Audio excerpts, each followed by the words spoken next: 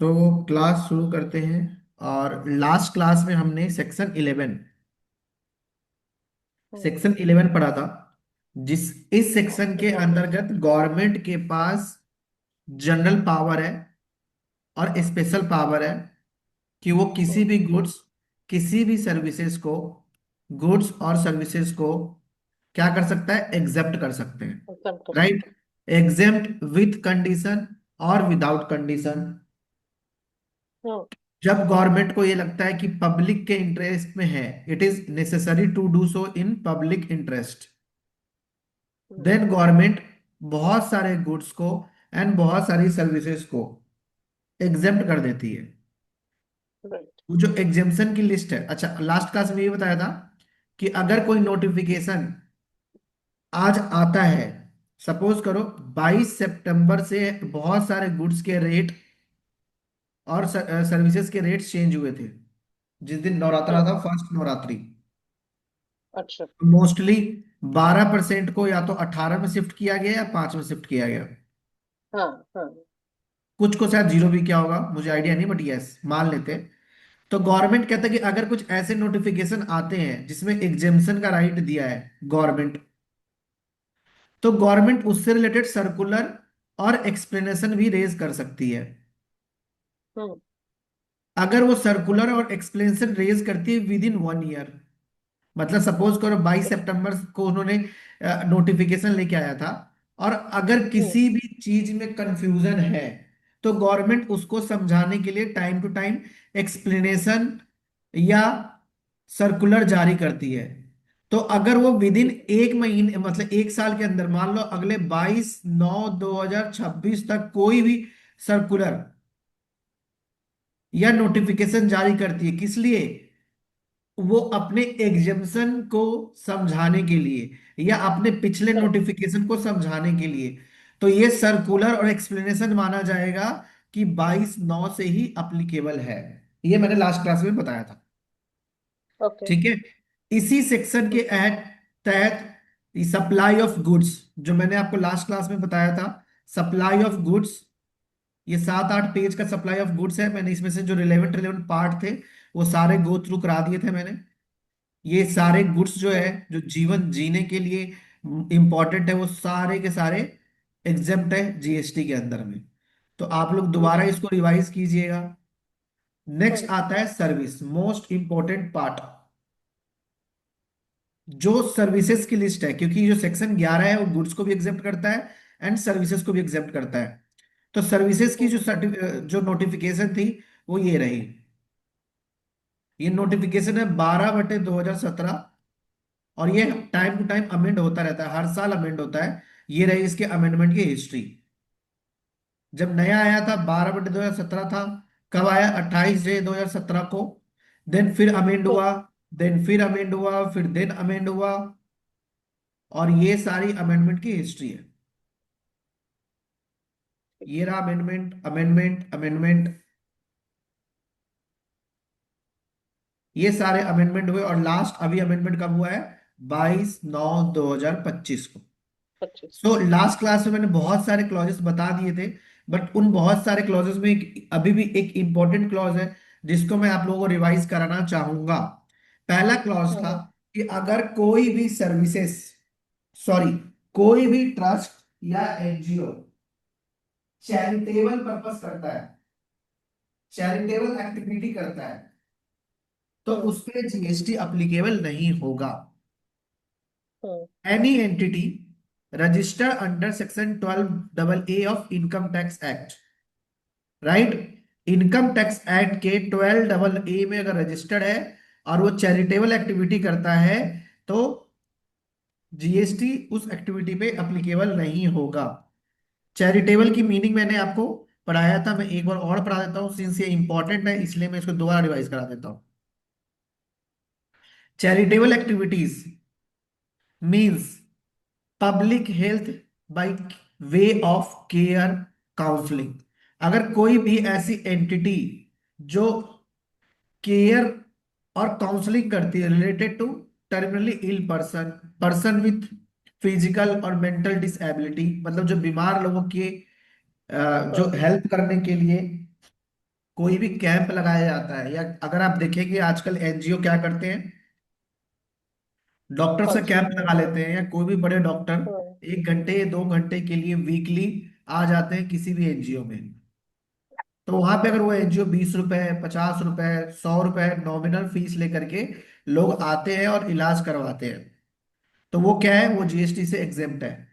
अगर कोई भी काउंसलिंग या केयर दिया जाता है related to HIV, related to और substance such as narcotics drugs, alcohol से पीड़ित कोई बंदा है, ड्रग्स से कोई पीड़ित बंदा है, उसको अगर बोला जाता है कि भाई उसके केयर किया जाता है, उसकी काउंसलिंग की जाती है, और वो कौन करा रहा है, एनजीओ या ट्रस्ट या एंटिटी जो सेक्शन डबल 12 AA में रजिस्टर्ड है, टेन डबल ए। ये सारी एक्टिविटी हम्म। जीएसटी से एग्जेप्ट हो जाएगी, इस पे जीएसटी चार्ज नहीं होगा। हम्म। नेक्स्ट आता है, अगर कोई भी ऐसा काम करते हो जिसमें पब्लिक अवेयरनेस फैलाते हो आप, related to preventive health, family planning, HIV से रिलेटेड अगर आप कुछ चीजें पब्लिक अवेयरनेस फैलाते हो, कौन, तो ये भी चैरिटेबल एक्टिविटी माना जाएगा। अगर आप ठीक रिलीजन है। को एडवांसमेंट के लिए कोई काम करते हैं, योगा को इन्वॉल्वमेंट के लिए काम करते हैं, तो भी क्या माना जाएगा, चैरिटेबल एक्टिविटी माना जाएगा, right.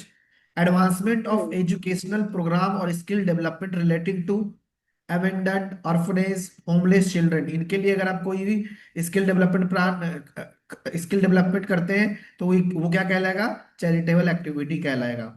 Physically mentally precious person over the age of 65 years resident in rural area, right. Then in case of, एक सेकेंड मैम, जी।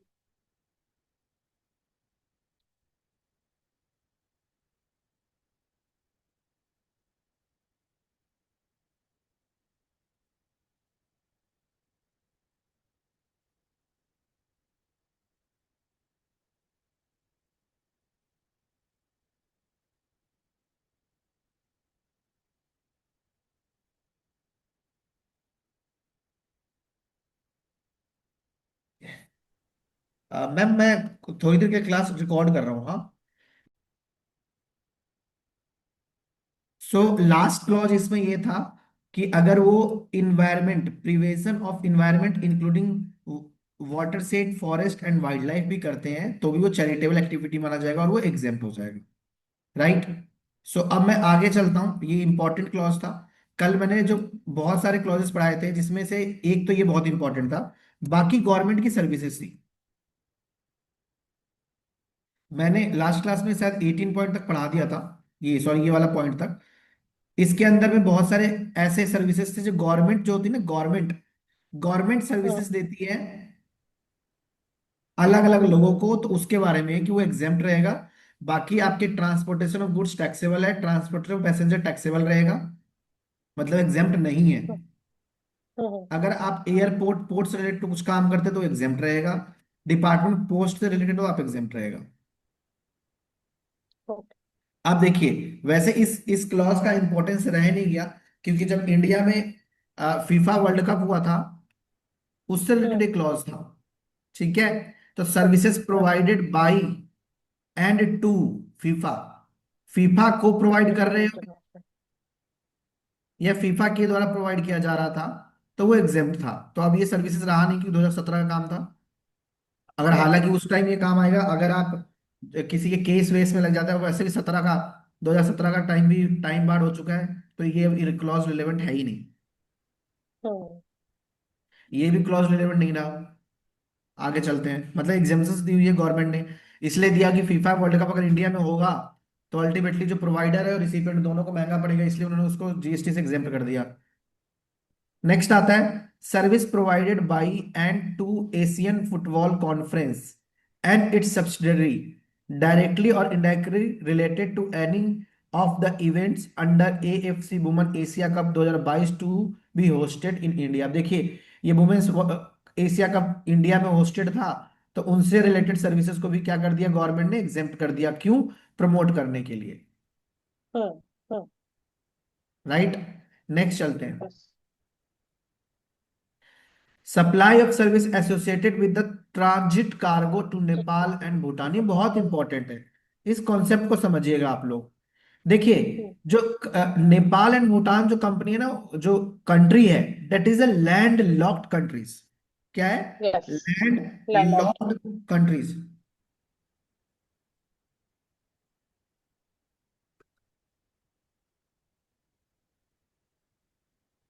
अब लैंड लॉक्ड कंट्री जो है, उसमें एक बात बताइए, अगर किसी को ट्रांजिट अगर बंगाल की खाड़ी से, या कोई सामान बंगाल की खाड़ी उतरेगा, अगर चाइना से भी कोई सामान अगर आता है तो बंगाल की खाड़ी से उतर के नेपाल और भूटान की तरफ जाएगा। यस। राइट। तो अब उससे रिलेटेड ट्रांजिट है, कार्गो ट्रांजिट। कार्गो ट्रांजिट से रिलेटेड है। तो अभी आप ना यहीं पे ध्यान दीजिएगा, बैग आराम से खोल दीजिए, वहां पर देखिए और सुनिए सारी चीजें। Right. So supply of services associated with the transit cargo, it means कि मैं ये समझाने की कोशिश कर रहा हूं कि ये जो भूटान और नेपाल है, अगर वहां हम्म, पे ट्रांजिट के रास्ते सामान जाएगा, ठीक है, हम्म, तो वो हमारे हम्म, बंगाल की खाड़ी से होते हुए, अगर मान लो बंगाल में कोई पोर्ट होगा, या मद्रास में कोई पोर्ट होगा, या चेन्नई में कोई पोर्ट होगा, तो वहां से सामान कहाँ जाएगा? नेपाल एंड भूटान जाएगा। तो अल्टीमेटली, सिंस वहां पे कोई भी समुद्र नहीं है, कोई भी एयरपोर्ट, सॉरी पोर्ट नहीं है, पोर्ट वो वाला क्या बोलते हैं, बंदरगाह, जहाँ पे पानी के जहाज सी से सामान पोर्ट। होता है। राइट। तो सी वहां, पोर्ट। हाँ, तो जब इंडिया में सामान पहुंचाया जाए, इंडिया से जब सामान पहुंचाया जाएगा वहां पे, हम्म, एक सेकेंड, तो इंडिया वालों के लिए दो चीजें, एक तो अगर देखे जाएंगे तो ये क्या हो जाएगा आपका, एक्सपोर्ट, एक्सपोर्ट ऑफ सर्विसेज। क्योंकि आप सर्विसेज। अपने जो ट्रांजिट की सर्विस दे रहे हो, जीटीए की सर्विस दे रहे हो, वो place of supply outside India हो जाएगा। तो उस पॉइंट ऑफ व्यू करेक्ट। से भी एक्सपोर्ट हो जाएगा, बट गवर्नमेंट ने,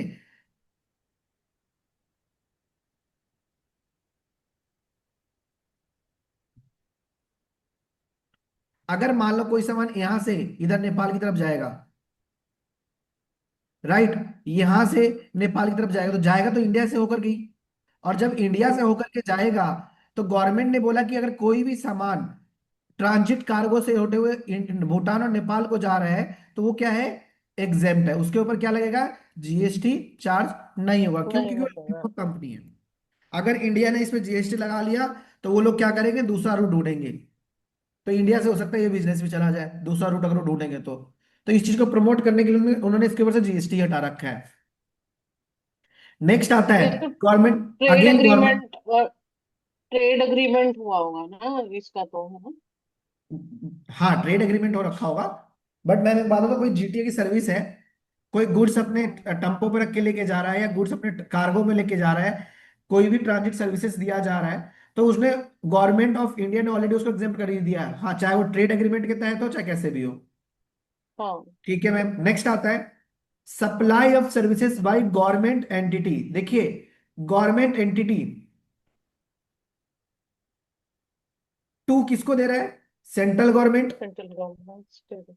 स्टेट गवर्नमेंट, लोकल अथॉरिटी। अब मान लो ये एंटिटी कौन सी होगी, ये जो गवर्नमेंट कंपनी नहीं होती, लाइक कोल इंडिया हो गया, पावर ग्रिड हो गया, हम्म, ये सब गवर्नमेंट हम्म, कंपनी होती है। अगर कोई गवर्नमेंट कंपनी किसी सेंट्रल गवर्नमेंट, स्टेट गवर्नमेंट को सर्विसेज देगी, तो वो क्या है, एग्जेम्प्ट है, उस पर जीएसटी हम्म, नहीं लगेगा।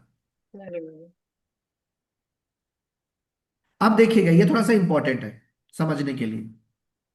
हम्म, services by an old age home, old hmm, age home run by central government, state government, और by an entity registered under section 12 A of income tax act hmm, to its resident age 60 और more against consideration up to 25,000 rupees per month per member, provided that the consideration charge is inclusive of charge for holding, roading and maintenance, सब कुछ के लिए।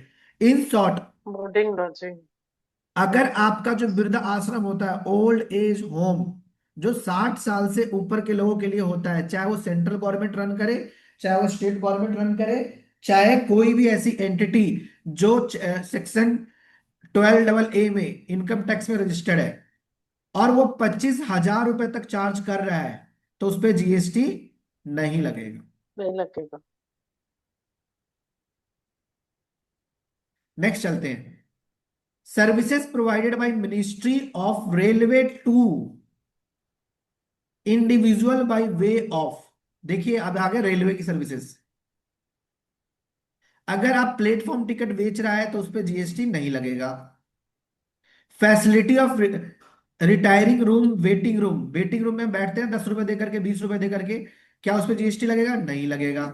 Clock room की services पे GST नहीं लगेगा। Battery operated car services, अगर आप जाएंगे रेलवे स्टेशन पे तो आजकल अब क्या बोलते हैं, जो प्लेटफॉर्म होता है, तो पीछे से आगे पहुंचने के लिए मतलब अगर मान लो कि आप बहुत पीछे हो, डब्बे के बिल्कुल पीछे हो, और आपका जो कोच है वो फ्रंट पे है, बिल्कुल आगे है, तो कई बार आप लोग बैटरी ऑपरेटेड कार सर्विसेज की हेल्प लेते हो। ठीक है, तो क्या उसमें जीएसटी लगेगा? हम्म। नहीं। अगर उसका 50 रुपये नहीं। फेयर है तो नहीं लगेगा, चाहे चाहे 10 रुपये फेयर हो, कोई भी हो। क्योंकि अगर आप एक एक लोग से भी कलेक्ट करोगे 50-50 रुपए, तो पता नहीं कितने हो जाएंगे, एक दिन में 10,000 लोग ट्रैवल करते होंगे। तो अल्टीमेटली क्या हम्म। है, ये सारी की सारी सर्विसेज जो है वो क्या है, जीएसटी से एग्जेप्ट। इसके ऊपर क्या लगेगा? जीएसटी नहीं लगेगा। ठीक है। Services provided by one zone division under ministry of railway to another zone, मतलब रेलवे वाले रेलवे को दे रहे हैं, ठीक है, हम्म। नॉर्थ वाले साउथ को दे रहे हैं, साउथ वाले ईस्ट को दे रहे हैं, तो वो भी क्या हो गया, जीएसटी से एग्जेप्ट हो गया है। समझ गया।